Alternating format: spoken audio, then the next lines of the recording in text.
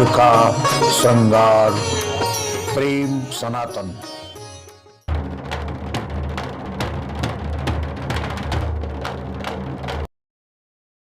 पूर्णिमा, पूनम का चांद हम सबके लिए विशेष आकर्षण का हमेशा विषय रहा है। पूर्णमासी का दिन आखिर ऐसा क्या खास होता है? क्या उस दिन ऐसा खास करें? कौन सी पूजा करें? किस विधि से करें? उसका क्या विधान होगा? इसका महत्व क्या है? कैसे ये हमारे लिए बहुत सारी खुशियाँ, बहुत सारे सुख हमारी झोली में डाल सकता है? कैसे हम मनाएं इस दिन को? इसके विधि विधान को जानते हैं डॉक्टर अतुल टंडन जी से। सनातन प्रणाम मित्रों। पूर्णिमा का दिन और पूर्णिमा की रात दोनों को देखिए तो करिश्मा ही करिश्मा है। क्यों कि पूर्णिमा को अगर आप गौर करेंगे तो उसके पहले आपको गौर करना होगा कि पूर्णिमा का स्वामी कौन है? चंद्रमा। और पूर्णिमा के दिन फुल मून यानी आपको पूरा चंद्रमा दिखता है। भारतीय ज्योतिष में कहा गया चंद्रमा मनसो जायते, चंद्रमा मन का कारक ग्रह है। और हम आज के इस युग में मानसिक कष्टों से ही जूझ रहे हैं। हर आदमी फ्रस्ट्रेशन, डिप्रेशन से गुजर रहा है। ऐसी स्थिति में मानसिक शांति और मानसिक बल, जिसे मनोबल कहते हैं, इसकी पुष्टि बहुत आवश्यक है। और ये तभी होगी जब हमें चंद्रमा का बल प्राप्त हो। अब चंद्रमा का बल प्राप्त करना है तो स्वाभाविक है कि हमें उस तिथि का चयन करना होगा जिस दिन चंद्रमा पूरे महीने में सबसे ज़्यादा बलवान हो। तो स्वाभाविक है कि पूर्णिमा के दिन चंद्रमा सर्वाधिक बलवान होता है। तो हमारे लिए अभीष्ट तिथि मानसिक शांति की प्राप्ति के लिए हो गई पूर्णिमा। अब पूर्णिमा के दिन यदि चंद्रमा का रात्रि में जब चंद्रोदय हो तभी उसका पूजन होता है। देखिए, पूर्णिमा के व्रत विधान में एक विशेषता क्या है कि कभी कभी पूर्णिमा आप देखते हैं दोपहर से लग रही है और दूसरे दिन सुबह तक है। तो जो पूर्णिमा का व्रत किया जाता है चंद्रमा के निमित्त से, उसमें वो पूर्णिमा ग्रहण की जाती है, वो दिन लिया जाता है जिस दिन पूर्णिमा रात्रि व्यापनी हो और उसमें चंद्रोदय। और जिस दिन पूर्णिमा उदयातिथि के रूप में सुबह थोड़ी देर विराजमान है उसे स्नान दान की पूर्णिमा कहते हैं। यही कारण है मित्रों कि पंचांग में आप देखते हैं कि दो चीजें कभी कभी पढ़ने को मिलती हैं, व्रत की पूर्णिमा और स्नान दान की पूर्णिमा। तो अब आप समझ गए कि व्रत की पूर्णिमा वो दिन है जिस दिन चंद्रोदय पूर्णिमा की रात्रि में हो रहा है, और स्नान दान की पूर्णिमा वो है जिस दिन उदयातिथि के रूप में थोड़ी देर सुबह या दिन में कुछ समय तक पूर्णिमा विद्यमान है, तो वो समय स्नान और दान के लिए प्रयोग होगा। और जिस दिन पूर्णिमा का दिन और रात दोनों समय उपयोग मिल रहा है तो वो उस दिन में तो व्रत स्नान दान तीनों की पूर्णिमा हो जाती है। पूर्णिमा के व्रत में जो एक बात गौर करने की है वो है दिन में उपवास करें और रात में चंद्रमा के जो तीन प्रमुख पदार्थ हैं, दूध, चावल और शक्कर, इसकी खीर बनाएं और चंद्रमा को अर्घ दें। और अर्घ देने के उपरांत इस खीर का भोग लगाएं। कुछ लोग लक्ष्मी नारायण की भी इस दिन पूजा करते हैं, अनेक ग्रंथों में ऐसी कथाएं मिलती हैं। तो चंद्रमा की पूजा अगर आप करते हैं तो आप निश्चित रूप से जान लीजिए कि चंद्रमा की कृपा जब आध्यात्मिक रूप से हम पर होगी तो हमें मानसिक शांति मिलेगी। बहुत से लोग अनिद्रा के शिकार हो रहे हैं, रात रात भर नींद नहीं आती, चिंता और तनाव से करवटें बदल रहे हैं, समझ नहीं पाते क्या करें क्या ना करें, किंग कर्तव्य विमूढ़ हो रहे हैं, कोई फैसला नहीं ले पा रहे हैं कि मुझे क्या करना है और क्या ना करना है। यदि आप ऐसी स्थिति में हो, असमंजस में हो, अनिर्णय में हो, तो पूर्णिमा का व्रत करें। जब पूर्णिमा का व्रत करेंगे तो आपका चंद्रबल पूर्ण होगा, और जब चंद्रमा बलवान होगा तो आपको जो मनोबल प्राप्त होगा उससे आत्मविश्वास बढ़ेगा, और तब आप सही फैसला लेने में समर्थ होंगे। एक बात और जान लीजिए कि पूर्णिमा के दिन सत्यनारायण जी की भी कथा होती है। ये कथा बहुत ही प्रचलित है और प्राचीन काल से ये हमारे जीवन का हिस्सा बन गई है। हम लोग कोई भी शुभ काम करते हैं या हमारे घर में जब शादी ब्याह होते हैं तो हम लोग सत्यनारायण जी की कथा कराते हैं। सत्यनारायण जी की कथा कराने के लिए पूर्णिमा को क्यों चुना गया? क्योंकि सत्यनारायण की कथा के पीछे जो संदेश छुपा है वह सच बोलना। सच कौन बोल सकता है? जिसका मनोबल पुष्ट होगा, जिसके अंदर हिम्मत होगी सच बोलने की, जो सच्चाई का सामना कर सकेगा, तो ऐसा व्यक्ति वही होगा जो आत्मविश्वास से परिपूर्ण हो, जिसमें सेल्फ कॉन्फिडेंस हो।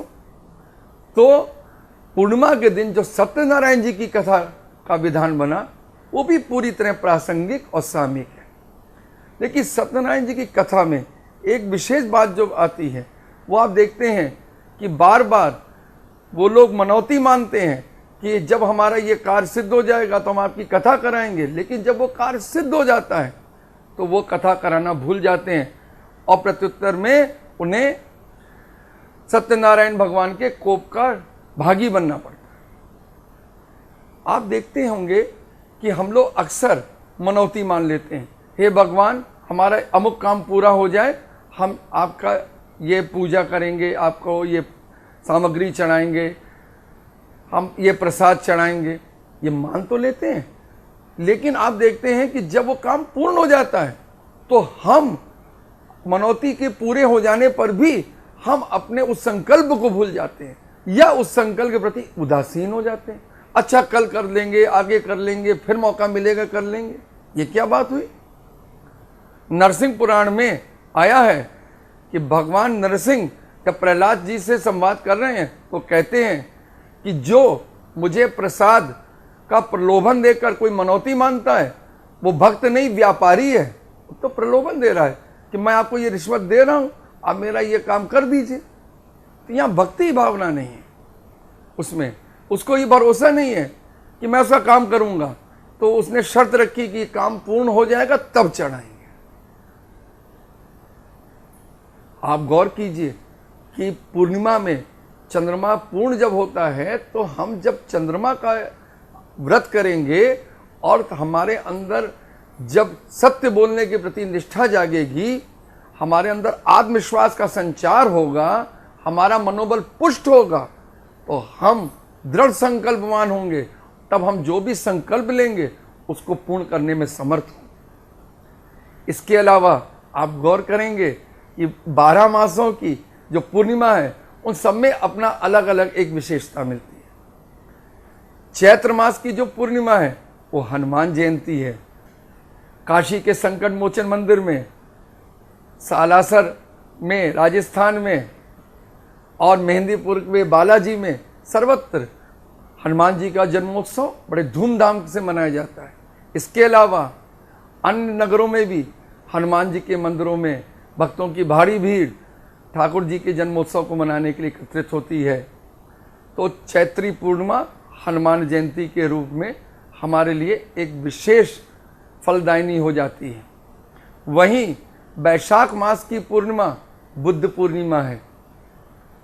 कुछ लोगों के हिसाब से ये बुद्ध जी की जयंती तिथि है और कुछ विद्वानों के अनुसार ये बुद्ध जी का परिनिर्वाण दिवस है। कुल मिलाकर भगवान बुद्ध को हमसे जोड़ने के लिए ये तिथि पूर्णतः सक्षम है। तो बुद्ध पूर्णिमा जो वैशाख मास की पूर्णिमा है, ये भगवान बुद्ध का जो हमें संदेश देती है, यदि हम उसे अपने जीवन में उतारेंगे हमें किसी वस्तु का अभाव नहीं होगा और हमें संसार का कोई भी दुख पीड़ित नहीं कर सकेगा। इसी दिन वैशाखी पूर्णिमा में वृंदावन में राधा रमण देव जी की जयंती मनती है। वृंदावन का राधा रमण मंदिर विश्वविख्यात है। वहाँ शालिग्राम शिला के ऊपर जो ठाकुर जी का छोटा सा विग्रह है वो देखने में तो छोटा है और उसका महात्म्य बहुत बड़ा है। वैशाखी पूर्णिमा राधा रमण देव की जयंती तिथि भी है। अब आइए ज्येष्ठ मास की पूर्णिमा। ज्येष्ठी पूर्णिमा, इस दिन सरयू जयंती मनती है। अयोध्या की जब चर्चा होती है तो सरयू का स्मरण सबसे पहले आता है। आज भी भगवान राम के समय से सरयू माता निरंतर प्रवाहित हो रही हैं। यदि राम कथा की कोई मूल चीज जो आज भी एज इट इज सुरक्षित है, वो है सरयू जी। सरयू जी की महिमा तो ऐसी है कि ऐसा मैंने पढ़ा है कुछ पुस्तकों में कि तीर्थराज प्रयाग भी वहां स्नान करने आते। तो ज्येष्ठी पूर्णिमा, सरयू जयंती, उस दिन अगर हम सरयू जी में स्नान करते हैं तो हमारे जन्म जन्मांतर के पाप धुल जाते हैं। ज्येष्ठी पूर्णिमा संत कबीर की जयंती तिथि भी है। कबीर ने हमें जीवन के अनेक रहस्यों से जोड़ा और बताया कि हम सामान्य जीवन में, सामान्य दिनचर्या में कैसे आध्यात्मिक साधना कर सके और समस्याओं का समाधान प्राप्त कर सके। ज्येष्ठी पूर्णिमा के बाद आती है आषाढ़ी पूर्णिमा। आषाढ़ मास की जो पूर्णिमा है उसे गुरु पूर्णिमा कहते हैं। यह महर्षि वेदव्यास की जयंती तिथि होने के कारण समस्त गुरुओं के लिए पूजा की तिथि बन गई है। जो लोग किसी भी गुरु से दीक्षा लिए होते हैं वे गुरु पूर्णिमा के दिन अपने गुरु का दर्शन करने के लिए, उनके चरण स्पर्श करने के लिए, उन्हें भेंट देने के लिए उनके आश्रम अवश्य जाते हैं। ये जो गुरु पूर्णिमा है ये सही मानों में एक तरीके से हमें मोक्ष का मार्ग दिखाने वाली तिथि है, क्योंकि कहते हैं कि अगर भगवान और गुरु साथ साथ खड़े हों तो सबसे पहले गुरु को प्रणाम करना होता है, क्योंकि गुरु ही हमें भगवान से मिलने का रास्ता दिखाता है। तो गुरु पूर्णिमा आषाढ़ी पूर्णिमा है। और साथ में जान लीजिए इस दिन गिरिराज गोवर्धन जी की परिक्रमा का बड़ा महत्व है। गुरु पूर्णिमा में, आषाढ़ी पूर्णिमा में आप देखेंगे कि गिरिराज गोवर्धन की परिक्रमा के लिए लाखों श्रद्धालु ब्रजमंडल में आते हैं। वे जिस आस्था और भक्ति के साथ, श्रद्धा के साथ गिरिराज जी की परिक्रमा करते हैं वो देखते ही बनता है। अब आइए मित्रों, श्रावण मास की पूर्णिमा। श्रावणी पूर्णिमा जो है वह रक्षाबंधन है। ये बहुत बड़ा त्यौहार है, लेकिन इसके साथ साथ इस दिन श्रावणी उपाकर्म भी होते हैं। ये एक वैदिक क्रिया है जो आज यद्यपि उतनी लोकप्रिय नहीं रह गई है, लेकिन आज भी जो लोग सनातन धर्म में विश्वास रखते हैं, उसके नियमों का दृढ़तापूर्वक पालन करते हैं, उनके यहाँ श्रावणी उपाकर्म होता है। और जान लीजिए, ऐसा भी मैंने पढ़ा है कि ये जो श्रावणी पूर्णिमा है ये गायत्री माता की जयंती तिथि भी है। तो श्रावणी पूर्णिमा के उपरांत अब आती है भाद्रपदी पूर्णिमा, भादों की पूर्णिमा। भाद्रपदी पूर्णिमा लोकपालों की पूजा का हमें अवसर प्रदान करती है। इस दिन यदि हम लोकपालों की पूजा करेंगे तो हमें सर्वत्र विजय का वरदान मिलेगा और हम जहाँ भी जाएंगे हमें यश और सम्मान, पद, प्रतिष्ठा सब कुछ प्राप्त। तो भाद्रपदी पूर्णिमा के उपरांत आती है आश्विनी पूर्णिमा। आश्विन मास की जो पूर्णिमा है वो शरद पूर्णिमा है। इस दिन के चंद्रमा की तो विशेषता ऐसी है कि कहा जाता है इस दिन चांदनी में अमृत का अंश समाहित होता है, यानी चंद्रमा से अमृत की वर्षा होती है। इसीलिए लोग रात में किसी पात्र में खीर या दूध के बने हुए पदार्थ छत पर रख देते हैं ताकि रात भर उस पर चांदनी पड़ती रहे, तो सुबह जब उसका वो सेवन करते हैं तो स्वास्थ्य और निरोगिता की प्राप्ति होती है। आयुर्वेद में भी शरद पूर्णिमा की इस विशिष्टता का उल्लेख मिलता है और अनेक औषधियों का सेवन कराने का विधान मिलता है। शरद पूर्णिमा की जो रात है ये भगवान पाके बिहारी के ठाकुर जी की जो उनका महारास है उसकी विशेष रात है।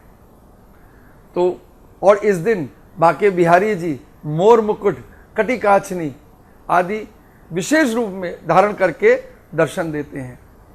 वृंदावन में शरण पूर्णिमा का जो उत्सव है वो विश्वविख्यात हो गया।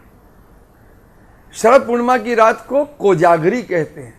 इस दिन लक्ष्मी पूजा का पर्व है। कहा जाता है इस दिन लक्ष्मी पृथ्वी पर भ्रमण करती हैं और देखती हैं कौन उनके निमित्त जाग रहा है, और जो व्यक्ति उनके स्वागतार्थ जागता हुआ मिलता है, उनका स्तवन पूजन करते हुए मिलता है, उसे वो सुख समृद्धि का वरदान देकर जाती हैं। इस दिन लक्ष्मी इंद्र के साथ पृथ्वी पर भ्रमण करती हैं, इसलिए शरद पूर्णिमा को लक्ष्मी पूजा की जाती है। बंगाली लोग इसे बहुत ही निष्ठा से मनाते हैं, लेकिन ये हम सबके लिए भी बहुत कहना चाहिए महत्वपूर्ण है। शरद पूर्णिमा जो है, ये जो आश्विनी पूर्णिमा है, ये महर्षि वाल्मीकि की जयंती तिथि भी है, जान लीजिए। अब आता है कार्तिकी पूर्णिमा। कार्तिक मास की जो पूर्णिमा है वो तो बहुत ही विशिष्ट है। निम्बार्क जयंती, निम्बार्क वैष्णवों का एक ऐसा संप्रदाय है जो अत्यंत प्राचीन है। निम्बार्काचार्य की जयंती है तो सिखों के पहले गुरु नानक जी की भी जयंती तिथि है। तो अगर आप गौर करेंगे तो ये जो कार्तिक पूर्णिमा है ये अति विशिष्ट है, क्योंकि इसकी अनेक विशेषताओं के कारण इस दिन देव दिवाली का उत्सव मनाया जाता है। काशी का देव दिवाली उत्सव विश्वविख्यात है। देश नहीं, विश्व के कोने कोने से लोग यहाँ जुटते हैं, और उस दिन जो गंगा जी की आरती होती है वो रात में देखते ही बनती है। कार्तिक पूर्णिमा का गंगा स्नान धर्म, अर्थ, काम, मोक्ष सब कुछ प्रदान कर देता है। अब कार्तिक के बाद हम आते हैं मार्गशीर्ष में। मार्गशीर्ष की जो पूर्णिमा है इसे 32वीं पूनम कहते हैं देहात की भाषा। यानी इस दिन जो है 16 दूनी 32, यानी कि इतने गुण हुए हैं कि जिसको मतलब आंकड़ों में नहीं कहा जा सकता। ऐसा क्यों? उसका कारण है कि इस दिन दत्तात्रेय जयंती मनती है। ये जो मार्गशीर्ष पूर्णिमा है ये दत्तात्रेय जी की जयंती तिथि है, वहीं ये अन्नपूर्णा जी की भी जयंती तिथि है। 10 महाविद्याओं में त्रिपुर भैरवी की भी जयंती तिथि। तो स्वाभाविक है कि जिसमें इतने मुख्य अवतारण हुए हों वो उसमें अगर असंख्य गुण हो तो वो अस्वाभाविक बात नहीं। अब आती है पौष की पूर्णिमा। पौषी पूर्णिमा जो है वो शाकंभरी जयंती है। शाकंभरी माँ आद्या भवानी का एक ऐसा स्वरूप है जिसके अंतर्गत हमें एक देवी का एक अति विशिष्ट स्वरूप का दर्शन होता है, जिसके द्वारा संसार के अनेक कष्टों का निवारण हुआ है। शाकंभरी का ये तीर्थ सहारनपुर जिले में है, लेकिन उनकी महिमा सिर्फ वहीं तक सीमित नहीं है, पूरे विश्व में शाकंभरी देवी की पूजा होती है। अब पौष के बाद आता है माघ। माघ की पूर्णिमा तो वैसे भी गंगा स्नान का एक प्रमुख दिन है, साथ ही साथ इस दिन ललिता राजराजेश्वरी की जयंती है, त्रिपुर सुंदरी की। तांत्रिक पंचांग में इसका उल्लेख है। तो ललिता जयंती है, तो दूसरी तरह ये संत रविदास की भी जयंती तिथि। तो माघी पूर्णिमा की विशिष्टता आपने देखी। अब आइए फाल्गुनी पूर्णिमा। फाल्गुन मास की जो पूर्णिमा है उस दिन चैतन्य महाप्रभु की जयंती मनती है, और इसी दिन होता है होलिका दहन। तो आपने देखा कि 12 मासों की पूर्णिमा अपने आप में एक अति विशिष्ट श्रृंगार किए हुए हैं। ये आध्यात्मिक श्रृंगार है उस दिन के विशेष पर्वों का। तो इसलिए हमें पूर्णिमा को एक सामान्य तिथि रूप में नहीं लेना चाहिए। हमें पूर्णिमा का व्रत करते हुए जब प्रत्येक पूर्णिमा के दिन उस दिन पड़ने वाले प्रमुख पर्वों को मनाएंगे तो आप निश्चित जानिए कि हमें समस्त आशीर्वाद प्राप्त होंगे देवी देवताओं के, जिससे हमारे जीवन में कभी किसी प्रकार की कोई कमी नहीं। प्रणाम। तो ये देखा आपने 12 महीने की 12 पूर्णमासी का अलग अलग विधि और विधान। प्रत्येक महीने की प्रत्येक पूर्णिमा अपने आप में कुछ विशिष्टता समेटे है। इसकी पूजा की विधि और विधान सब अलग अलग है, पर एक बात कॉमन है, वो है कि पूर्णिमा के दिन हम चांद को प्रसन्न करके, चंद्रदेव को खुश करके हम हासिल कर सकते हैं मानसिक सुकून। आज की भागदौड़ भरी ज़िंदगी में जहाँ हमारे जीवन में लगातार तनाव बना रहता है, तो महीने के एक दिन हम चंद्रदेव का पूजन करके हम पा सकते हैं मानसिक सुकून, जो बेशकीमती है, जिससे हमारे घर की खुशहाली, सुख और समृद्धि सब जुड़ी हुई है। तो आप पूर्णिमा के दिन को विशेष बना सकते हैं। आपने तमाम से तरीके जाने, विधि जानी, विधान जाने, और आगे भी आप जानते रहिएगा अलग अलग पूजा और अलग अलग विधि और उसके विधान। हम मिलेंगे फिर इसी कार्यक्रम में इसी दिन। तब तक के लिए सनातन प्रणाम। प्रेम सनातन टीवी को सब्सक्राइब करें, हमारे कार्यक्रमों को लाइक करें और शेयर करें।